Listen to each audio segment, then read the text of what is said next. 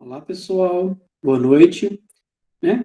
Vamos agora dar início à curiosidade cultural, né, do grupo PET Matemática, hoje apresentado pelo petiano Renan, e ele vai falar aí sobre o incidente de Varginha. Renan, fique à vontade, então, para fazer a sua apresentação. Boa noite, pessoal. Hoje a minha curiosidade cultural vai ser um pouco intrigante, né? Porque, assim, tem muita gente aí que acredita, né, em algumas teorias da conspiração e como eu gosto de ouvir esse tipo de coisa, não acreditar, né? Deixar bem claro que, assim, a gente não cai em fake news muito fácil, mas como eu gosto de ouvir esse tipo de teoria, eu resolvi trazer essa apresentação aqui que acho que a gente pode se divertir um pouquinho também com algumas histórias criadas e tal. E é algo curioso, eu acho que uma parte aqui da galera que tá vendo a apresentação não vai ter pegado essa época, né? Porque ainda não tem idade, né? Porque, assim, eu mesmo não era nascido na época que aconteceu esse incidente, mas ele é muito famoso e, assim, tem até hoje muita repercussão, mesmo a gente não tendo vivido essa época, não tendo visto nos jornais ali no ano que aconteceu, a gente sabe que aconteceu esse incidente, a gente sabe que aconteceu uma coisa muito impactante para a época, né? A gente só não sabe com todos os detalhes, né? Enfim. Aí eu resolvi desenterrar essa história aí do fundo do poço para trazer para vocês. E tem, assim, muita coisa que inventaram e tal. Eu vou trazer algumas invenções aí do pessoal que é particularmente engraçado, né? Enfim, vou começar aqui. O que foi o incidente de Varginha, né? Foi uma possível série de aparições de objetos voadores não identificados, né? Que inclui uma suposta captura de seres extraterrestres inteligentes, pelo menos um deles ainda vivo, pelas autoridades militares brasileiras em 20 de janeiro de 1996 no município de Varginha. Então, sim, galera, o pessoal estava crente que apareceu ET lá em Varginha, né? Enfim, tais relatos foram primeiramente transmitidos no Fantástico, da Rede Globo, e rapidamente reuniu extensa cobertura de mídia em todo o mundo, incluindo um artigo no The Wall Street Journal. Perdão meu inglês, né, mas é isso aí.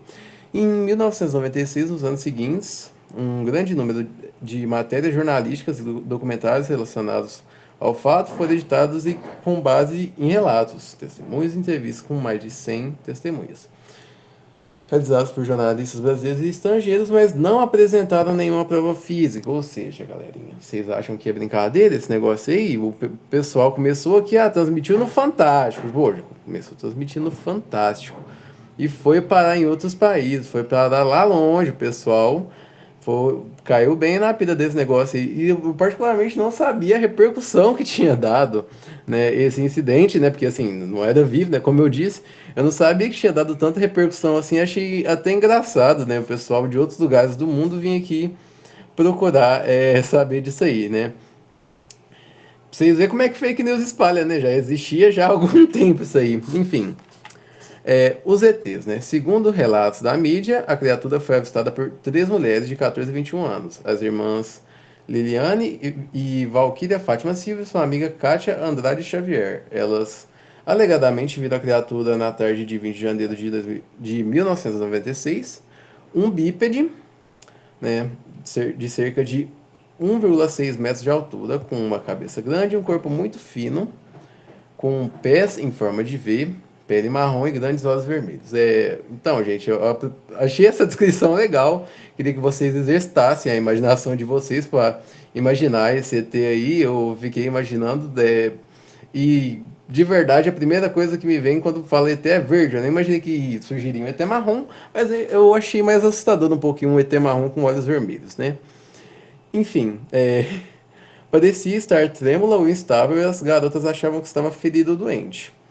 As irmãs Silva disseram que fugiram e disseram à mãe que tinham visto o diabo. A mulher não acreditou nelas, até que foi para a área onde elas supostamente tinham visto a criatura, e notou que o local tinha um cheiro forte de amônia. E não encontrou nada além de seus passos e um cachorro cheirando o lugar. Depois de relatar seu conto à família e amigos, rumores começaram a se espalhar por toda a cidade sobre avistamento de OVNIs e criaturas alienígenas sendo abduzidas pelas forças militares. 2 dias depois, outra criatura teria sido encontrada deitada ao longo de estrada. 3 caminhões militares foram supostamente enviados para recuperá-lo. Então, eu gostaria só de abrir um parêntese aqui, que é engraçado como surgiu o boato, do nada já apareceu um monte de OVNI e outro extraterrestre ali, bem na cidade de Varginha. Achei interessante como os ETs, né, escolheram especificamente Varginha para aparecer tudo de uma vez, né? Mas foi engraçado, né? Isso se espalhou e realmente virou preocupação na cidade inteira. Surgiram muitos boatos. Isso é um negócio que foi materializado. É engraçado isso, porque eu imaginei um ET bem assustador, marrom, de olhos vermelhos, de 1,6 metros de altura. Aí eu olhei essa estátua. Eu fiquei um pouquinho triste, decepcionado. Eu imaginei algo bem mais assustador, bem mais macabro, né? Mas aí fizeram uma atração turística para o pessoal ir lá tirar foto com o ET, não se sentir amedrontado, ir lá visitar o ET, tirar uma fotinha, né? Enfim, esse ET virou ponto turístico, né? Eu gostaria de sugerir, próxima vez que forem fazer uma coisa dessas, fazer algo mais assustador, mais macabro. Porque na história eu fiquei imaginando algum cenário de tarde, escurecendo, o ET assustador, enfim, mas não é só é, é, essa atração turística que Varginha possui, né? Após o incidente. Também tem essa caixa d'água aí com formato de disco voador.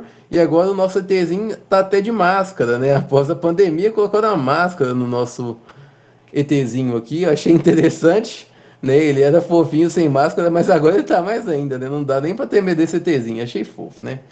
Enfim, são alguns pontos turísticos ali que você pode visitar Varginha algum dia, se você quiser falar, não, vou passar lá, vou ver como é que é a cidade, vou ver se o pessoal é normal. O pessoal é normal, só as estátuas que não. Acho que esses monumentos são muito engraçados. Se um dia eu for lá, eu vou tirar foto abraçado com todos os ETs, né? Mas, enfim, achei muito engraçado isso, mas vamos para algumas histórias aí, né, que foram criados ali alguns problemas, o pessoal aumentou a história e tal, e aconteceu muitas controvérsias, assim, né?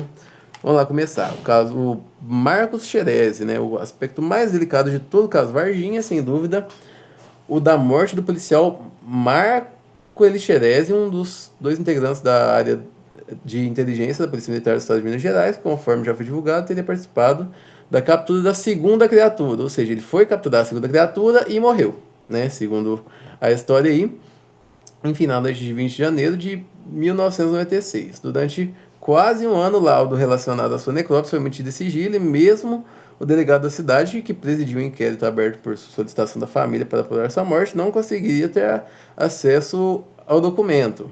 Engraçado, o pessoal, né, escondeu esse lado. Não sei por quais motivos, mas é, até o pessoal mais esclarecido que estava investigando a morte deve ter ficado com medo de realmente existir um ET. E eles descobrirem isso aí e falam, não, vamos esconder, vai que tem alguma coisa, vamos pesquisar, né? Achei engraçado. Enfim, seus familiares, o delegado e os investigadores do caso Varginha só conseguiram o relatório relativo ao falecimento policial depois que o fato foi denunciado no primeiro aniversário do episódio, em janeiro de 97, durante uma reunião em que estiveram presentes vários jornalistas.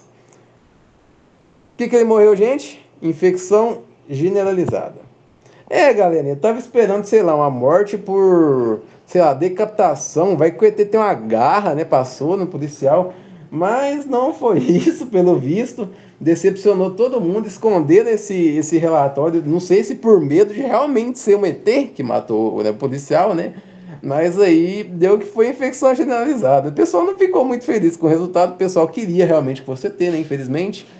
Mas esse é um caso que realmente já foi esclarecido que não era realmente um ET que matou. E vamos para um caso que não tem esclarecimento, né? Porque vamos alimentar um pouquinho as teorias da conspiração, porque até agora eu só desmascarei as fake news. Eu gostaria de soltar alguma no ar aí para a gente criar um pouquinho de teoria em cima disso, né? É, Aqui, Leila Cabral, uma bióloga do Zoológico de Varginha, disse que foi informada por um funcionário do local do Corpo de Bombeiros. Procurou ela dizendo que ela, perdão, eu tô com a dicção péssima, dizendo que estavam com um bicho muito esquisito e só ia entregar para ela. Cabral disse em entrevista em 2016 que os bombeiros não voltaram e que de fevereiro até abril daquele ano começaram a morrer alguns animais zoológicos após mortes Cabral e outro veterinário zoológico, Marcos Mina, fizeram necrópsia nos animais. No resultado do laboratório de Belo Horizonte foi detectada uma substância tóxica cáustica desconhecida. A morte dos animais também foi dada como desconhecida. Segundo o veterinário Marcos Mina, os animais foram mortos por espécies de veado, catingueiro, anta, jaguatirica. A necrópsia detectou um emagrecimento na mucosa do estômago e intestino nos mesmos. Foi cogitado um possível envenenamento, mas essa hipótese foi descartada. O problema foi esse: existiam os mesmos sintomas da necrópsia, mas eram animais de espécies diferentes, que se alimentavam de formas diferentes, ficavam em lugares diferentes. Também não deu bactéria no exame, né? Então isso deixa complicado o negócio. Eu achei engraçado a coincidência aleatória aí que puxaram para ser a controvérsia. Entretanto, para os teóricos aí da conspiração, boa sorte em fazer uma grande ligação aí com o aparecimento de um ET, né? Vai que ele apareceu lá, enfim, não sei, não cheguei tão longe a ponto de acreditar, mas vai que alguém acredite e gostaria que vocês soltassem suas teorias da conspiração, né, após essa apresentação. E aqui tá o site que eu utilizei para pegar a história, para resgatar e tal. E foi isso, gente. Minha apresentação foi mais para alimentar a cabecinha de vocês. Gostaria muito que vocês inventassem muitas teorias agora.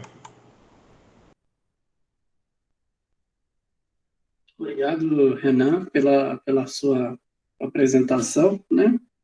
Eu, como eu falo, né, eu estava vivo na época, né? Tinha uns 96, alguns 13 anos, mais ou menos. Então, eu lembro dessa história, a repercussão que deu e saiu em todos os noticiários da época mesmo, essa história, né, do ET de Varginha. Engraçado também, interessante também que depois num filme, não sei se é da época, chama Sinais, que quem é o ator principal é o Mel Gibson, que no filme que também relata, né, o aparecimento de extraterrestres e tudo mais. Tem um momento do noticiário lá que as pessoas estão vendo o noticiário e falam, pessoas relatam lá no Brasil, na cidade de Varginha, relatam coisa, né? E mostra uma cena de uma festa de aniversário no Brasil e o ET passando, sabe, assim, lá no fundo, na garagem, né? Então, mas foi uma repercussão bem grande na época, essa questão desse ET de Varginha, e acho que isso alavancou a cidade na questão turística, acho que muitas pessoas começaram a ir para Varginha na época, né, para a cidade, para ver se encontrava o ET e tudo mais. Alguém quer comentar aí, pessoal?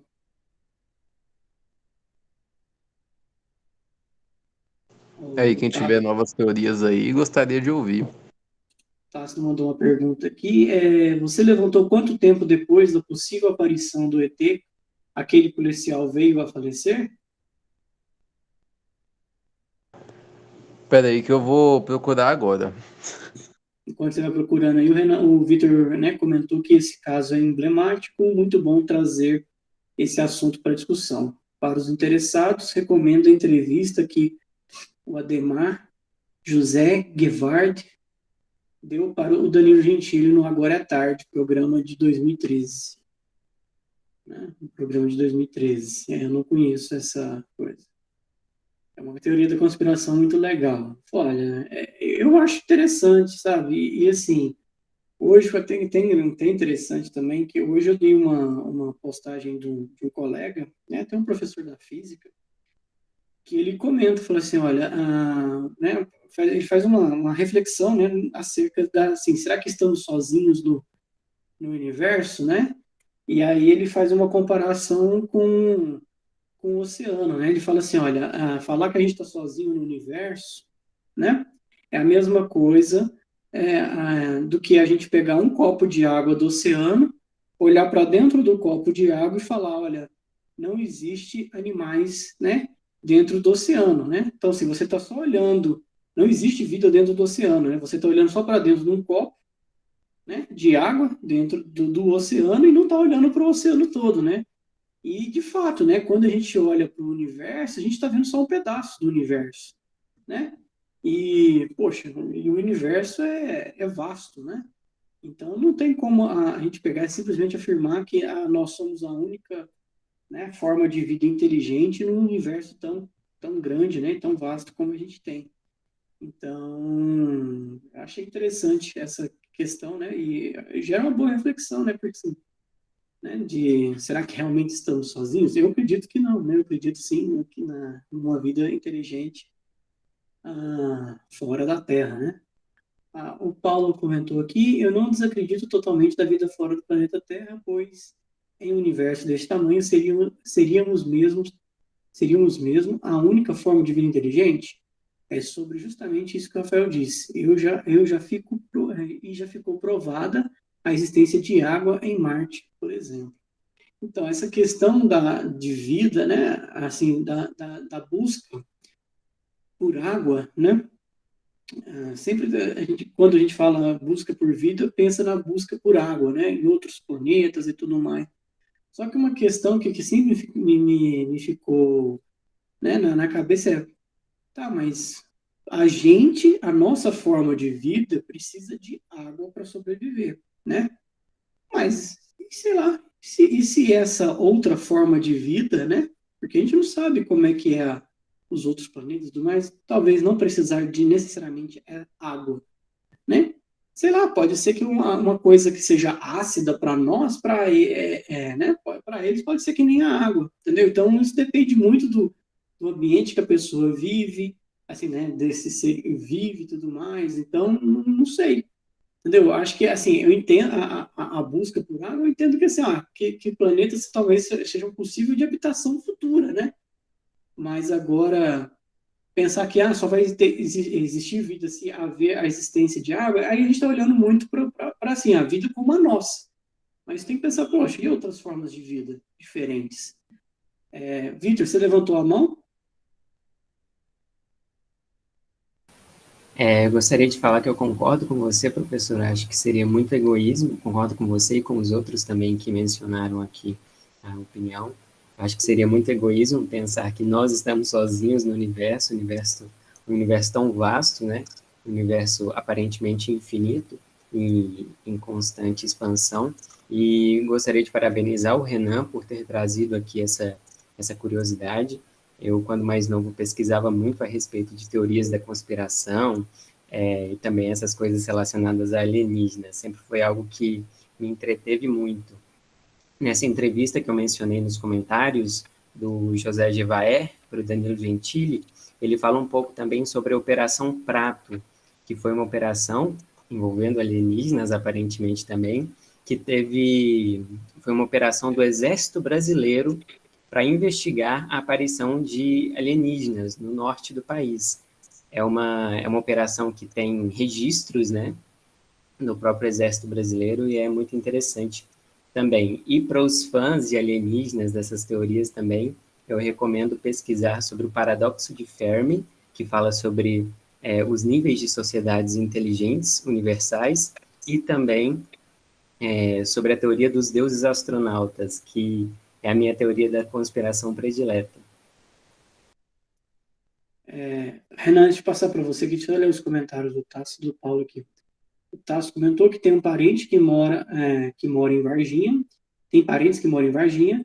Eles contam que na época estava rodando um boato que foram dois homens de terno na residência das mulheres que afirmavam ver o ET e ofereceram dinheiro para elas se calarem e mais ainda para desmentir o fato, afirmando que estavam bêbadas com desculpa, por exemplo. Olha só a loucura, né? E o Paulo concorda também, a água não é um determinante de vida fora, mas apenas uma das hipóteses sobre as quais conhecemos. Meu avô, desde quando era mais novo, vivia assistindo programas de ufologistas. Renan, pode comentar aí? Primeiramente, 26 dias foi o que o policial demorou para morrer após a captura ali do segundo extraterrestre. E, obrigado, Victor. Também acho que não, que né, num universo desse tamanho, né, a gente nós não somos os alecrins dourados, né, que são os únicos privilegiados por ser a vida inteligente do universo, né. Eu realmente vou ter que concordar com vocês. Esse negócio da água também acho interessante, porque quem sou eu para falar alguma coisa? Eu não tenho conhecimento nenhum na área, mas não sei se a gente tomando a hipótese da água, né, necessariamente ser um pré-requisito para a vida ser vivo, né, mas se a gente tomar essa hipótese, a gente vai perder muita amplitude de visão, né? Se a gente, por exemplo, imaginar realmente, como o senhor falou, que tem outra coisa que serve como a água, algo que a gente não pode consumir, ingerir, né? Isso seria interessante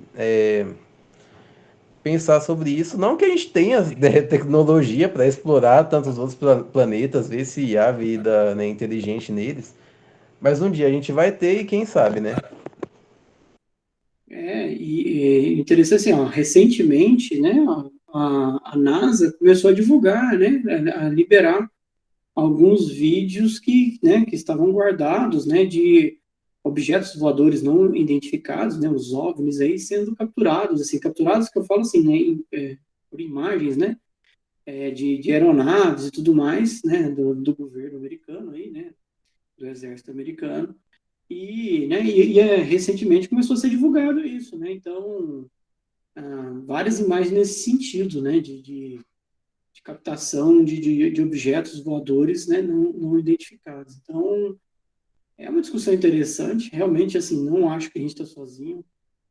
Eu, né, numa das minhas leituras aí, né, religiosas, vamos assim dizer, também li um livro que fala um pouco, que fala um pouco sobre isso, né, e, poxa, para mim, caiu perfeitamente essa questão, e, então, assim, acho muito legal esse conceito, acho que isso tem que ser uma coisa a ser discutida, acho que como o Victor comentou, é muito egoísmo achar que no universo tão vasto desse, é, só existe nós de vida inteligente, entendeu? Acho muito bizarro pensar ó, nós somos os privilegiados nesse ponto. E por isso que eu comentei da postagem desse professor de física hoje, né? Pô, você olhar para o né? Olhar para o universo e achar que só existe nós é como se pegar um copo de água do oceano e achar que, né, que só tem aquilo ali, né? Só tem aquilo dentro do copo, não tem, né, outras coisas além do copo. Nossa, aquilo para mim foi genial, né? Para abrir a mente, né, para essas questões, tá? Pessoal, mais alguém quer comentar? Fazer algum comentário? Não? Bom, então, novamente, gostaria de agradecer aí o Renan, né, por trazer esse tema aqui para a gente, né? Então, muito interessante. Então, obrigado aí, Renan. E aí, né, nos vemos então numa próxima curiosidade cultural. Quem sabe agora o próximo aí vai falar sobre o chupa-cabra, né? Não sei se vocês já ouviram também a história do chupa-cabra, mas também é dessa época, do mesmo período aí. Coisa também tem vários relatos da época do chupa-cabra também. Estou trazendo aqui só para brincar um pouco com o imaginário aí. Então é isso, galera. Então, todos uma boa noite, uma boa semana, e aí nos vemos então na próxima curiosidade cultural. Até mais.